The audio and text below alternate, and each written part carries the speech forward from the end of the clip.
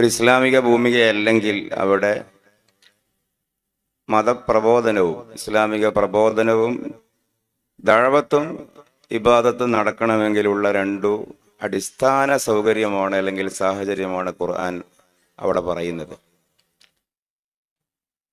വിശുദ്ധ കഅബാലയത്തെ മുൻനിർത്തിക്കൊണ്ട് ആരാധനകൾ ചെയ്യട്ടെ, അതിൻ്റെ ഒരു ഭൗതിക സാഹചര്യം സുഭിക്ഷതയും നിർഭയത്വവുമാണ്. പട്ടിണിയിൽ നിന്നുള്ള മോചനം, ഭയത്തിൽ നിന്നുള്ള മോചനം. അല്ലദീ അത്അമഹും മിൻ ജൂ, പട്ടിണിയുള്ള നാട്ടിൽ ദഅവത്തും ഇബാദത്തും സാധിക്കുകയില്ല. പ്രതികൂല രാഷ്ട്രീയ സാഹചര്യമുള്ള ഒരു ചുറ്റുപാടിലും ഇബാദത്തും ദഅവത്തും സാധിക്കുകയില്ല. അപ്പൊ നാം ഭരണഘടന എന്ന് പറയുന്ന ഒരു വ്യവസ്ഥയോട് സന്ധി ചെയ്തുകൊണ്ടാണ് നമ്മുടെ രാജ്യത്ത് ജീവിക്കുന്നത്. അപ്പൊ അവിടെ നമ്മുടെ ഏതെങ്കിലും ഒരു അവിവേകപൂർവമായ അതിവൈകാരികമായ ഒരു ഇടപെടൽ മുഖേന ആ അനുകൂല സാഹചര്യം ഇല്ലായ്മ വരുത്തുക എന്നുള്ളത് ആത്മഹത്യാപരമാണ്. ഉരിയാടിപ്പോയ കാര്യങ്ങളുടെ പേരിൽ ഊരാക്കുടുക്കിൽപ്പെട്ട് പിന്നീട് ഖേദിക്കേണ്ടി വരുന്നൊരവസ്ഥ ഒരിക്കലും അഹ്ലുസുന്ന വൽ ജമാഅയുടെ മൻഹജിൽ നിന്നുകൊണ്ട് ദീൻ പറയുന്ന ഒരു വ്യക്തിക്ക് ഉണ്ടാവരുത്. അതാണ് വിശുദ്ധ ഖുർആൻ അവിടെ സൂചിപ്പിക്കുന്നത്. ഞാൻ പ്രസംഗിക്കുകയല്ല, ഇതിലൂടെ ഇങ്ങനെ നമ്മൾ ആലോചിച്ചു പോവുകയാണ്. പ്രസംഗിച്ചാൽ എത്ര സമയം പോകും? ഇസ്ലാമിലുള്ള നമ്മുടെ ശരീഅത്തിലുള്ള ഈ കൾച്ചറൽ പ്രാക്ടീസസ് എന്ന് പറയുന്നത് സാമൂഹികമായ ഒരു പദങ്ങൾ വെച്ച് തന്നെ നമുക്ക് ചർച്ച ചെയ്യാം. ആ കാര്യങ്ങളൊക്കെ സയ്യിദുന ഖലീലുല്ലാഹി ഇബ്രാഹിം അലൈഹിസ്സലാമിലേക്ക് ചെന്ന് ചേരുന്ന കാര്യങ്ങളാണ്. നമ്മുടെ മില്ലത്ത് ഇബ്രാഹിം അലൈഹിസ്സലാമിന്റെ മില്ലത്താണ്. മഹാനായ ഇബ്രാഹിം അലൈഹിസ്സലാം അടങ്ങുന്ന അംബിയാക്കളാണ് ഉലമായിന്റെ മാതൃക. അൽ ഉലമാഉ വറസത്തുൻ നബി മുഹമ്മദിൻ സല്ലല്ലാഹു അലൈഹി വസല്ലം എന്നല്ല, അൽ ഉലമാഉ വറസത്തുൽ അംബിയ ആണ്. ആ അംബിയായിന്റെ ആകത്തുകയാണ് മുഹമ്മദ് റസൂലുള്ളാഹി സ്വല്ലല്ലാഹു അലൈഹി വസല്ലം. ഇതിന്റെ സംസ്കാരങ്ങളുടെ പിതാവായ ഖലീലുല്ലാഹി ഇബ്രാഹിം അലൈഹിസ്സലാം കാബ നിർമ്മിച്ചു.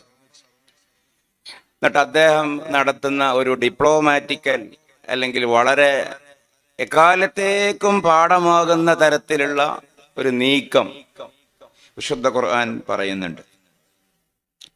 വഇദ് ഖാല ഇബ്രാഹിം റബ്ബ് ഇജ്അൽ ഹാദൽ ബലദ ആമിന. ദുആയുടെ ആദ്യ ഭാഗം തന്നെ അതാണ്. ഈ നാടിനെ നീ അമ്നുള്ള നാടാക്കണമേ എന്ന്. മണ്ണിനെയും മനുഷ്യരെയും മറന്നുകൊണ്ടൊരു ഇസ്ലാം സാധിക്കുകയില്ല. അന്ന് മക്കയിൽ ഒരു ഇസ്ലാമികമായ ഒരു സാഹചര്യമുള്ള നാടല്ല. അങ്ങനെ ഇസ്ലാമിന്റെ ഈറ്റില്ലവും പോറ്റില്ലവും ആയിട്ടില്ല. എക്കാലത്തേക്കുമുള്ള ഒരു ദുആയാണത്. റബ്ബ് ഇജ്അൽ ഹാദൽ ബലദ ആമിന വജ്നുബ്നി വബനിയ അൻ നഅ്ബുദൽ അസ്നാം. ഇവിടെ ബിംബാരാധകരാണ്, പക്ഷെ ഞങ്ങളെയും എന്നെയും എൻ്റെ മക്കളെയും അതിൽ നിന്ന് കാക്കണം. റബ്ബി ഇന്നഹുന്ന അദ്ലൽന കസീറൻ മിനന്നാസ്. കുറെ ആളുകളെ അവരെ പഴപ്പിച്ചു.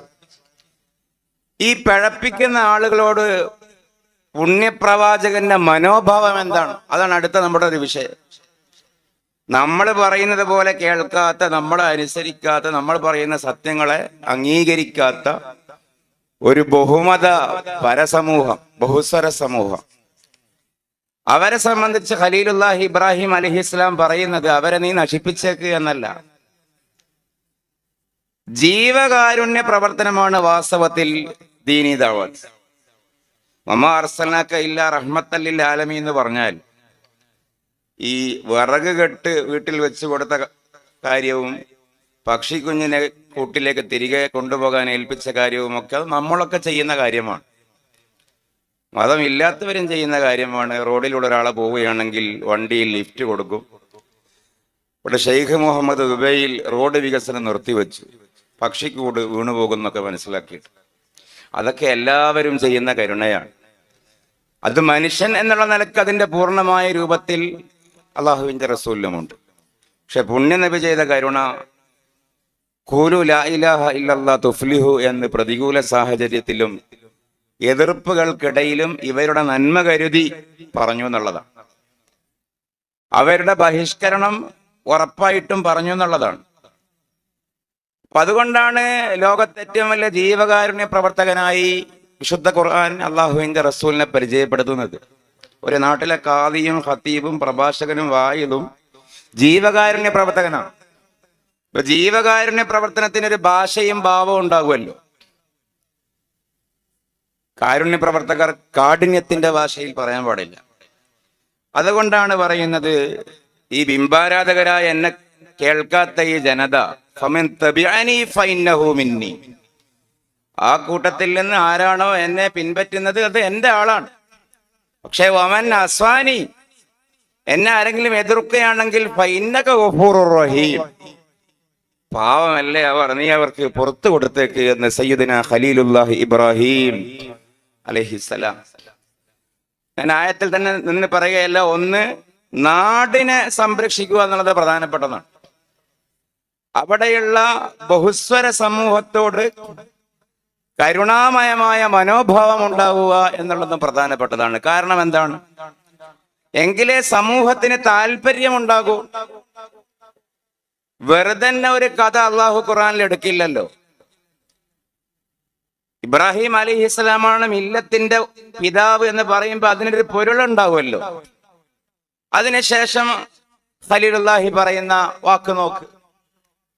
അതിന്റെ മുമ്പ് പറഞ്ഞത് റബ്ബി ഇന്നി എന്നാണ്.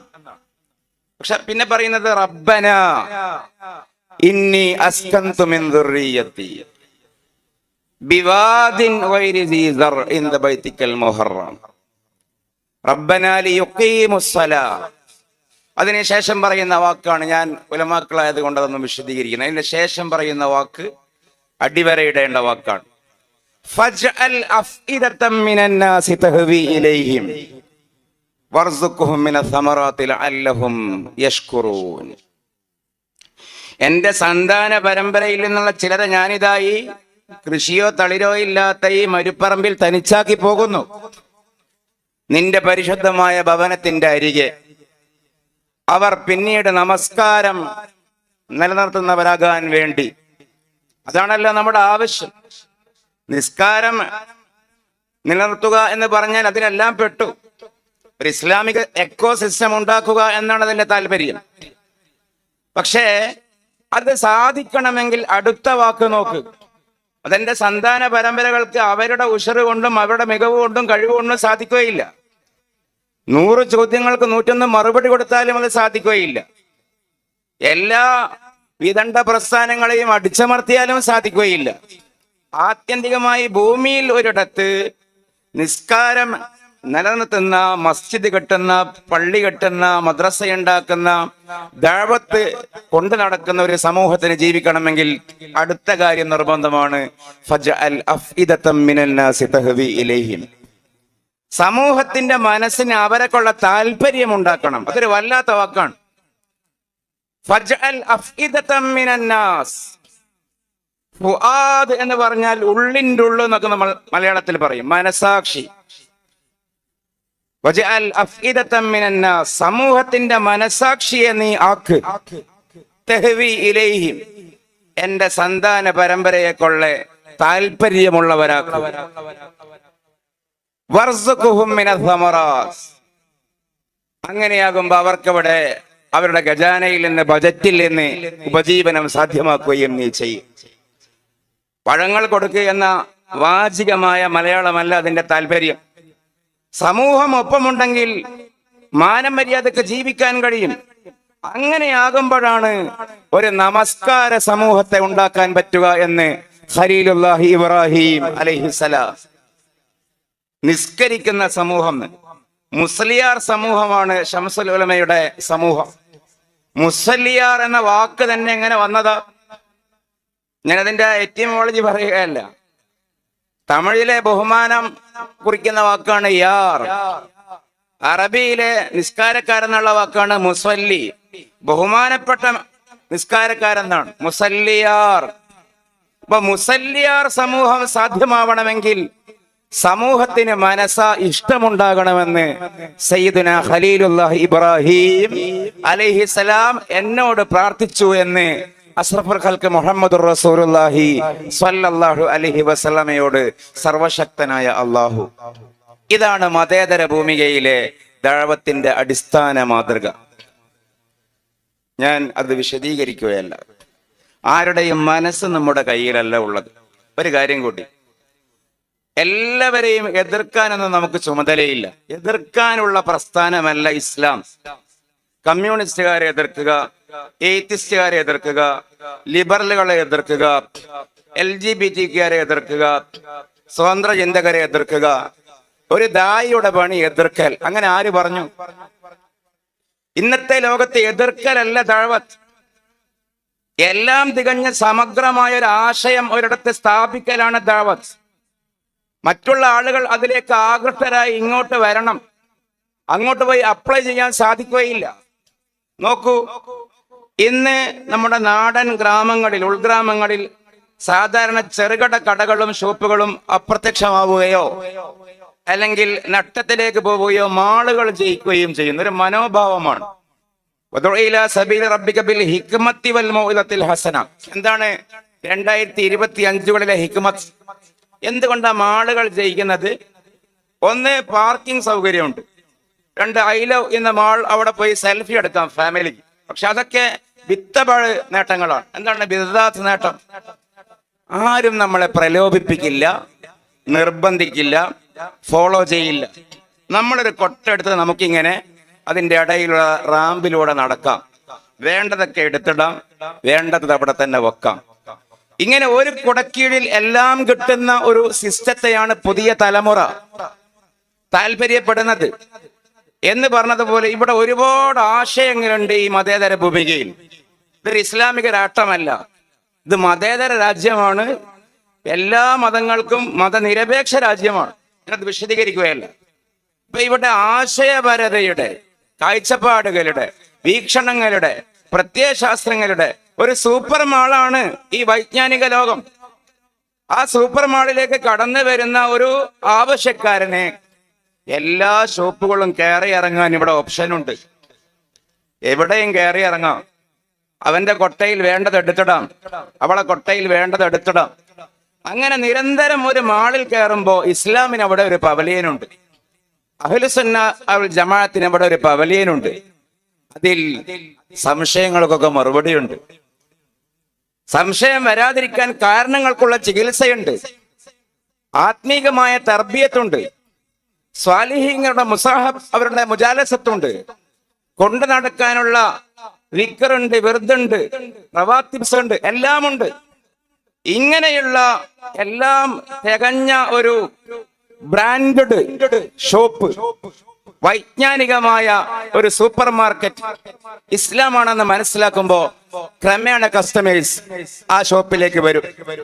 അല്ലാതെ നമ്മളൊരു ഷോപ്പ് കെട്ടി അവിടെ കയറാൻ പാടില്ല, ഇവിടെ കയറാൻ പാടില്ല, ഞങ്ങളുടെ ഷോപ്പിലേക്ക് വരാൻ പാടുള്ളൂ എന്ന് പറഞ്ഞാൽ ആരും ആ ഷോപ്പിലേക്ക് വരില്ല. അതാണ് 2025 എന്ന് നമ്മൾ മനസ്സിലാക്കണം. പിന്നാലെ കൂടുക എന്നുള്ളത് ഇസ്ലാമിന്റെ ഒരു പോളിസി അല്ല, അള്ളാഹുവിന്റെ റസൂലിന്റെയും പോളിസി അല്ല. ഞാൻ ഈ മൻഹജ് ഒന്ന് തത്തിമയിലെത്തി ഇപ്പൊ അവസാനിപ്പിക്കാം. ഒറ്റ നിരീശ്വരവാദികളും യുക്തിവാദികളും ചോദിക്കുന്ന ഒരു ചോദ്യമുണ്ട്. ആ ചോദ്യത്തും ഒരു ഒരു ഒരു ഫാലസിയാണ്, നിരർത്ഥകമായ ചോദ്യമാണ്. പക്ഷെ എന്തുകൊണ്ടാണ് അള്ളാഹുവിന്റെ റസൂലിനെ ന്യൂയോർക്കിലേക്കും ലണ്ടനിലേക്കും യൂറോപ്പിലേക്കും അമേരിക്കയിലേക്കും വലിയ വലിയ സിറ്റീസ് അല്ലെ രാജ്യങ്ങൾ പേര് പറഞ്ഞ അവിടത്തേക്കൊന്നും വിട്ടില്ല, അറേബ്യയിലേക്ക് വിട്ടു? ഒരു ചോദ്യമാണ്. മുഖം ചിന്തിക്കാലോ. അള്ളാഹു എന്തുകൊണ്ടത് ചെയ്തു ചെയ്തില്ല എന്നുള്ളത് അഖീദയിൽ സംഗതമായ ചോദ്യമല്ല. അള്ളാഹുവിന് എന്തും ചെയ്യാം, എന്തും ചെയ്യാൻ പറ്റുന്ന ഒരാൾ മാത്രമേ അള്ളാഹു ആകൂ. അത് വേറെ വിഷയം. പക്ഷെ ഹിക്മത്ത് ആലോചിക്കാം, ഇല്ലത്ത് ആലോചിക്കണ്ട. അതിന്റെ ഹിക്മത്തുകൾ ആയിരക്കണക്കിന് പറയുന്നുണ്ട്. കൂട്ടത്തിൽ ഒരു ഹിക്മത്ത് എന്താണെന്നറിയോ? അറേബ്യക്ക് വെളിയിലായിരുന്നു അള്ളാഹുവിന്റെ റസൂൽ വന്നതെങ്കിൽ തർക്കിക്കാനേ സമയമുണ്ടാകുമായിരുന്നുള്ളൂ. തർക്കങ്ങൾ ഒഴിവാക്കാനാണ് അറേബ്യയിലേക്ക് പോയത് എന്ന്. കാരണം ഹിജാസ് മക്കയുടെയും മദീനയുടെയും ഇടയിലാണ്. അറേബ്യയുടെ വെളിയിൽ മിഡിൽ ഈസ്റ്റ് ഇന്നത്തെ പേരിൽ മിഡിൽ ഈസ്റ്റിലേക്ക് വന്നാൽ ഒരു ഭാഗത്ത് നസാറ പ്രത്യയശാസ്ത്രമാണ്, മറ്റൊരു ഭാഗത്ത് യഹൂദ പ്രത്യയശാസ്ത്രമാണ്. മുകളിൽ യൂറോപ്പ് തുർക്കിയുടെ ഭാഗത്തേക്ക് പോയാൽ ഗ്രീക്ക് ഫിലോസഫിയാണ്. താഴെ കിഴക്കിലേക്ക് വന്നാൽ ഇന്ത്യയിലും ചൈനയിലുമൊക്കെ ബിംബാരാധനയും കൺഫ്യൂഷനിസവും, ഇറാനിലേക്ക് പോയാൽ അഗ്നി ആരാധനയുടെ സൗരാഷ്ട്ര മതവും ഒക്കെയാണ്. ഇപ്പൊ എങ്ങോട്ടേക്ക് പോയാലും ഖുർആനുമായി വന്നാൽ LCD ക്ലിപ്പിംഗ് സഹിതം ഖണ്ഡനമണ്ഡനം നടത്താനേ അള്ളാഹുവിന്റെ റസൂലിന് സമയം ഉണ്ടാകുമായിരുന്നുള്ളൂ. അങ്ങനെ വിഭവങ്ങൾ വേസ്റ്റ് ആക്കാൻ അള്ളാഹു ഉദ്ദേശിച്ചില്ല. എപ്പോഴും എതിരാളികൾക്കുള്ള ഖണ്ഡനം എന്താ? ഒന്നാം ദിവസത്തെ റസൂലിന്റെ പരിപാടി യഹൂദ ഖണ്ഡനം, LCD ക്ലിപ്പിംഗ് സഹിതം. അന്നത്തെ LCD ക്ലിപ്പിംഗ് എന്താ? മുഅ്ജിസത്തായിരിക്കുമല്ലോ. രണ്ടാം ദിവസമോ നസാറ ഖണ്ഡനം, മൂന്നാം ദിവസം മജൂസി ഖണ്ഡനം, നാലാം ദിവസം മറ്റൊരു ഖണ്ഡനം. ഇങ്ങനെ കണ്ടിച്ചും മുറിച്ചും കഷ്ണിച്ചും മറുപടി പറഞ്ഞും മനുഷ്യന്റെ ദൈക്ഷണികമായ വിഭവം എപ്പോഴും പ്രശ്നങ്ങളിൽ തളച്ചിടാൻ പാടില്ല. അതുകൊണ്ട് മറ്റൊരു പ്രത്യയശാസ്ത്രത്തിനും സ്വാധീനമില്ലാതിരുന്ന സമീമുൽ ഖൽബ്, ആ ശുദ്ധമായ ഹൃദയത്തിന്റെ പ്രതലത്തിലേക്ക് മിഫ്താഹുൽ ഖുലൂബുമായി, ആ ഹൃദയം തുറക്കാനുള്ള ചാവിയുമായി മുഹമ്മദുർ റസൂലുള്ളാഹി സ്വല്ലല്ലാഹു അലൈഹി വസല്ലം. അറബികൾക്കൊരു പ്രത്യയശാസ്ത്ര ബന്ധം ഉണ്ടായിരുന്നില്ല. ഞാനത് വെറുതെ പറയുകയല്ല. 650 റസൂലിന്റെ നുബുവത്ത് ചരിത്രം നോക്കിയാൽ 609 മുതൽ 632 വരെ അറബിയുടെ ചരിത്രം നോക്ക്. ഒരു മതത്തിനും സ്വാധീനമില്ല. പിന്നെ അവരാരാ? ധീരന്മാർ, കച്ചവടക്കാർ. ധീരന്മാരും കച്ചവടക്കാരും അതിലെല്ലാം പെട്ടു. അപ്പോ ഒരു മുറി ഉണ്ടെങ്കിൽ വിളക്ക് വെക്കുകയാണെങ്കിൽ ഒത്ത നടുക്ക് വെക്കണം എന്ന് പറഞ്ഞതുപോലെ കച്ചവടക്കാരെ കയ്യിൽ ഇസ്ലാം കൊടുത്തപ്പോ, ധീരന്മാരുമായ അറബികളുടെ കയ്യിൽ ഇസ്ലാം കൊടുത്തപ്പോ ലോകത്തിന്റെ എല്ലാ ഭാഗത്തേക്കും പെട്ടെന്ന് പോയി. നിർമ്മാണാത്മകമായ കാര്യങ്ങൾ സംസാരിക്കാൻ പെട്ടെന്ന് സാധിച്ചു. അവരാണെങ്കിലോ, ഞാനെന്ന് കറങ്ങി പറയുകയല്ല, അവിടെ കുറച്ചു സമയമായി, മനപ്പാടമാക്കാൻ വലിയ ശക്തിയുമുണ്ട്. അത് ഒന്നുകൂടി എളുപ്പമായി. ആകെ കൂട്ടി പറഞ്ഞാൽ പ്രശ്നരഹിതമായ ദഅവത്ത് സാധ്യമാക്കാനാണ് അള്ളാഹുവിന്റെ റസൂൽ മക്കയിലേക്ക് നിയോഗിക്കപ്പെട്ടത് എന്ന് ഇസ്ലാമിന്റെ ഉലമാ പറയുന്നു. പ്രശ്നം പറയുക എന്നുള്ളത് ഒരു തോൽവിയുടെ കൂടി അടയാളമാണ്. ഉലമാ പ്രശ്നം പറയാൻ പാടില്ല. ഉലമാ, ഞാൻ തീർത്തു ലാസ്റ്റ്, ഉലമാ പരിഹാരമാണ് പറയേണ്ടത്. പ്രശ്നം പറയാൻ എന്തിനാ ഉലമാക്കൾ? ആ പ്രത്യയശാസ്ത്രം മോശം, ഈ പ്രത്യയശാസ്ത്രം മോശം, മറ്റേ പ്രത്യയശാസ്ത്രം മോശം, ഈ നാടന്മാര് പറയേണ്ടതല്ലേ? രോഗി പറയേണ്ട ഭാഷ ഡോക്ടർ പറയാൻ പറ്റുമോ? കിഡ്നി പോയി, ഹാർട്ട് പോയി, ക്യാൻസർ പിടിച്ചു, അയ്യോ പാവം എന്ന് പറഞ്ഞ ഡോക്ടർ ഇങ്ങനെ ഇരിക്കുന്നതാണ്. എന്ത് ചെയ്യും? അത് രോഗി പറയേണ്ടതാണ്.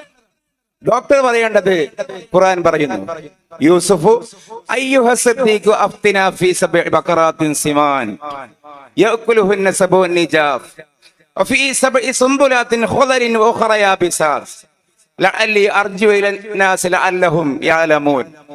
വിശദീകരിക്കുന്നില്ല. യൂസുഫ് അലൈഹിസ്സലാം സ്വപ്നം കണ്ട കഥ ഖുർആൻ പറയുന്നു. എന്താ സ്വപ്നം? അതിന്റെ വ്യാഖ്യാനം നമുക്കറിയാം. 7 തടിച്ച പശുക്കളെ 7 മെലിഞ്ഞ പശുക്കൾ തിന്നുന്നു. 7 ഹരിതാപമായ ധാന്യക്കതർ, 7 വാടിക്കൂടിയ ധാന്യക്കതർ. സ്വപ്നം കണ്ട അബ്ദുൽ അസീദാകെ പേടിച്ചുപോയി. അനുകൂല സാഹചര്യമുള്ള രാജ്യമല്ല. യൂസുഫ് അലൈഹിസ്സലാമിന് സ്വപ്നം വ്യാഖ്യാനിക്കാനുള്ള സിദ്ധിയുണ്ട്. ഇത് സംഗതി വശാൽ അബ്ദുൽ അസീദിന് മനസ്സിലായി. ജയിലിലേക്ക് ഒരു ദൂതനെ വിട്ടതാണ്. ഞാൻ കഥ ചുരുക്കുന്നു. അപ്പോ യൂസുഫ് അലൈഹിസ്സലാമിനോട് ആ ദൂതൻ ചെന്ന് പറയുകയാണ്, അയ്യുഹ സിദ്ദീഖു, പ്രിയപ്പെട്ട ചങ്ങാതി, അഫ്തിനാ ഫീ സബ്ഇ ബഖറാത്തിൻ സിമാനിൻ യഅകുലുഹുന്ന സബഉൻ നിജാഫ് വഫീ സബ്ഇ സുംബുലാത്തിൻ ഖുദരിൻ വഉഖറ യാബിസാത്ത്. എന്ത് ചെയ്യണം? യൂസുഫ് അലൈഹിസ്സലാം കൊടുക്കുന്ന മറുപടി ഖുർആൻ എങ്ങനെ കൊണ്ടുവരുന്നത്? പ്രശ്നം യൂസുഫ് അലൈഹിസ്സലാം പറയുന്നതിന് മുമ്പ് പരിഹാരമാണ് പറയുന്നത്. അതാണ് അൽ ഉലമാ വറസത്തുൽ അംബിയാ. യൂസുഫ് അലൈഹിസ്സലാമിന് എന്ത് പറയായിരുന്നു എന്നറിയോ? ആ രംഗം കലക്കിയിട്ട് മുഴുവനും കയ്യിലെടുക്കായിരുന്നു. കാര്യം കട്ടപ്പോകെ കേട്ടോ, ഇവിടെ ജീവിക്കാൻ നടക്കൂല കേട്ടോ, നിങ്ങൾ വിചാരിക്കുന്ന പോലെ അല്ല കേട്ടോ. ഇവിടെ ക്ഷാമാണ് വരുന്നത്. 7 കൊല്ലം ക്ഷാമം, പട്ടിണിയായിരിക്കും, പരിവട്ടായിരിക്കും, മഴ കിട്ടൂല, കുഞ്ഞുങ്ങള് ദാഹിച്ച് വലഞ്ഞ് മരിച്ചു പോകും. സ്ത്രീകൾ അകടിൽ പാലുണ്ടാകൂല. സുബ്ഹാനല്ലാഹ്. യൂസുഫ് അലൈഹി ഇസ്ലാമിന് കയ്യിലെടുക്കായിരുന്ന രംഗം യൂസുഫ് അലൈഹി ഇസ്ലാം പുഷ്പം പോലെ ഒരു മറുപടി കൊടുത്തു. ഇതാണോ ഇത്ര വലിയ വിഷയം? തസ്റഊന സബ്അ സിനീന ദഅബാ ഫമാ ഹസത്തും ഫദറൂഹു ഫീ സുംബുലി ഇല്ലാ ഖലീലൻ മിമ്മാ തഅകുലൂൻ. കാരണം ഹുമ്മ യഅതി മിൻ ബഅദി ദാലിക സബഉൻ ശിദാദ് യഅകുൽ മാ ഖദ്ദംതും ലഹുന്ന ഇല്ലാ ഖലീലൻ മിമ്മാ തുഹ്സിനൂൻ. അതിനും ശേഷം ഹുമ്മ യഅതി മിൻ ബഅദി ദാലിക ആമുൻ ഫീഹി യുഗാസു ഫീഹി ശക്കീർ ഉസ്താദേ ആമുൻ ഫീഹി യുഗാസുൻ നാസ് വഫീഹി യഅ്സിറൂൻ. മറുപടിയാണ് അവിടെ ഉള്ളത്.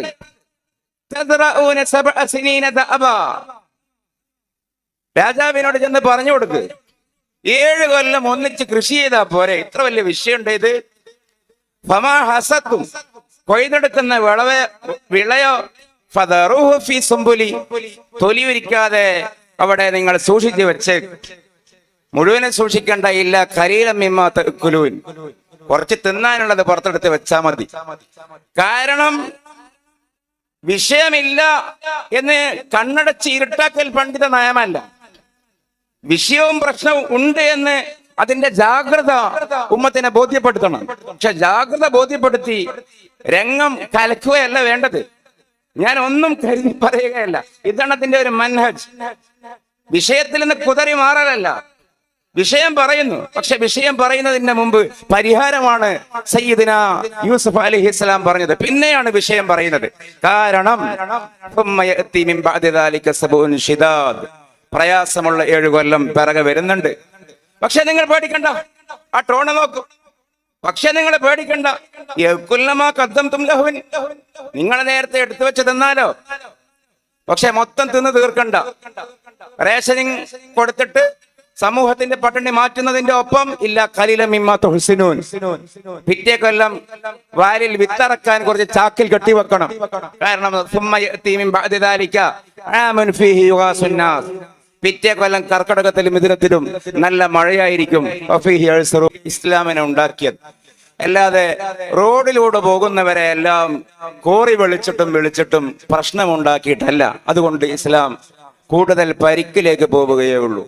അതാണ് അതിന്റെ ഒരു പച്ച യാഥാർത്ഥ്യം. അതാണ് അഹ്ലുസുന്ന വൽ ജമാഅത്തിന്റെ മൻഹജ്, അതാണ് സൂഫി മൻഹജ്. അങ്ങനെയാകുമ്പോ സമൂഹം നമ്മുടെ കൂടെ നിൽക്കും. തബറക്കിന് ഒറ്റ ഒരു പാട്ട്, റസൂലുള്ളാഹിന്റെ ഒരു മദ്ഹ്. റസൂലുള്ളാഹി അങ്ങനെ ഇസ്ലാം ഉണ്ടാക്കിയത്. അന്ന് തെറിവിളി, കൂവിളി, ഒട്ടകത്തിന്റെ ചിഞ്ഞളിഞ്ഞ കുടൽമാല കഴുത്തില്. 1500 കൊല്ലം കഴിഞ്ഞപ്പോ ഇതേ കേരളത്തിലോ, നമ്മുടെ ഭൂമി കേരള അല്ലേ, ഇതേ കേരളത്തിലോ മിഥ്യാപവാദത്താൽ മറഞ്ഞു സത്യമവിദ്യതൻ വിബോധം വിജ്ഞാന ഗർഭം തിരുമൗലി തൊട്ടു സന്മാർഗ സഞ്ചാരി പദം വരയ്ക്കും പാംസുൽക്കരം പറ്റിയ പുണ്യമാന പാർത്ഥങ്ങുതമ്മാടികൾ കൂകിയാർത്തു. അയ്യയ്യ അയ്യയ്യ മൺകൊണ്ട ബിഷപ്തനായല്ലോ മതസാർവഭൗമൻ. നോക്കണം, അന്ന് അറബികൾ ചെയ്ത ക്രൂരതയ്ക്ക് പിൽക്കാലത്ത് വള്ളത്തോൾ മറുപടി പറഞ്ഞത് റസൂലുള്ളാഹിന്റെ ദഅവത്തിന്റെ വൃത്തി കൊണ്ടാണ്. ഞാൻ തർജ്ജമ ചെയ്യുന്നില്ല. അന്നീ നരസ്നേഹി നമസ്കരിച്ചു കിടന്നപ്പോഴത്തിരുവങ്കഴുത്തിൽ ഒരൊട്ടകത്തിൻ കുടൽ മാല ചാർത്തിപ്പാനേ ലഭിച്ചുള്ളൂ നമുക്ക് ഭാഗ്യം. എന്നിട്ടോ അതുകൊണ്ട് മാപ്പ്. മലയാളത്തിന്റെ മഹാകവി പറയുന്നതാണ് മാപ്പ്, നബിയെ മാപ്പ്. സല്ലു അലൈഹി വസല്ലിമു എന്നാണ് അടുത്ത വരി. മുഴക്കിയിടുവീൻ ഹേ ജയശബ്ദമെങ്ങും. എല്ലാരും ചൊല്ലൂ. എന്ത് ചൊല്ലൂ? വാഴട്ടെ ഇസ്ലാം തിരുമേനി നീണാൾ. ഇസ്ലാമിന്റെ തിരുമേനി എവിടെയും വീഴാതെ എന്നും വാഴട്ടെ എന്ന് നിങ്ങൾ ചൊല്ലൂ. അതല്ലേ സ്വല്ലല്ലാഹു അലൈഹി വസല്ലം. ചീമുട്ടയും കല്ലേറും കൊണ്ട് നബി എതിർത്ത സമൂഹത്തിന്റെ ഇങ്ങേ തലക്കൽ ആ സമൂഹത്തിന്റെ ഒരു പ്രതിനിധി മാപ്പപേക്ഷയുമായി വന്ന പാരമ്പര്യമുള്ള നാട്ടിൽ ദഅവത്ത് തീർച്ചയായും ബഹുമത പരമത ഇതര പ്രത്യയ ശാസ്ത്രങ്ങളോട് ചിരിച്ചുകൊണ്ടേ ആകാവൂ, കൂടെ ചേർത്തുകൊണ്ടേ ആകാവൂ. എടോ പോടോ ദഅവത്ത് ഒരിക്കലും വില പോവില്ല. ഞാൻ എൻ്റെ വാക്കുകൾ അവസാനിപ്പിക്കുകയാണ്. അതിന് സാധിക്കുന്ന തരത്തിൽ നിയ്യത്ത് വെച്ചുകൊണ്ടാണ് ദാരിമി സെൻട്രൽ കൗൺസിൽ ഫൈലസോഫി എന്ന് പറയുന്ന ഒരു സംവിധാനം തുടക്കം കുറിച്ചത്. ഒരിക്കലും ഞാനതിൻ്റെ ആരുമല്ല. ദാരിമി സെൻട്രൽ കൗൺസിലാണ്, ബഹുമാനപ്പെട്ടതിൻ്റെ ഉസ്താദുമാരാണ്. ഇങ്ങനെ അഹ്ലുസുന്നയുടെ ഇസ്ലാമിന്റെ മഹത്തായ സമസ്തയുടെ പാരമ്പര്യത്തിൽ 100% നിന്നുകൊണ്ട് മഹാത്മാക്കളുടെ ഗുരുത്വവും പൊരുത്തവും സ്വായത്തമാക്കിക്കൊണ്ട്, അതാണ് മഹാത്മാക്കളുടെ ഗുരുത്വവും പൊരുത്തവും സ്വായത്തമാക്കലാണ് യുക്തികളുടെ യുക്തി എന്ന് തിരിച്ചറിഞ്ഞുകൊണ്ട് മുന്നോട്ട് പോകുന്ന ആ മൻഹജിലുള്ള നല്ല ഒരു പണ്ഡിത വിഭാഗമായി, അന്വേഷകരായി, കൂടുതൽ പഠിക്കുന്ന വിഭാഗമായി ദാറുസ്സലാമിന്റെ അലൂമിനി ദാരിമീസ് മുന്നോട്ട് വെക്കുന്ന ഈ ഫൈലസോഫികൾക്ക് സാധിക്കട്ടെ. ഷംസുൽ ഉലമയുടെ തബറുക്ക് കൊണ്ട്, ബർക്കത്ത് കൊണ്ട് നമുക്കതിന് സാധിക്കട്ടെ എന്ന് ദുആ ചെയ്ത് സ്വല്പം ഞാനൊരു 20 മിനിറ്റ് കരുതിയതാണ്. അതിനേക്കാൾ നീണ്ടുപോയി. നമ്മുടെ കയ്യിൽ ഇല്ലല്ലോ കാര്യം. നിങ്ങൾ അഫ്വൻ വാഖിറു ദഅവാന അൽഹംദുലില്ലാഹി റബ്ബിൽ ആലമീൻ. വസ്സലാമു അലൈക്കും വറഹ്മത്തുള്ളാഹി വബറകാതുഹു.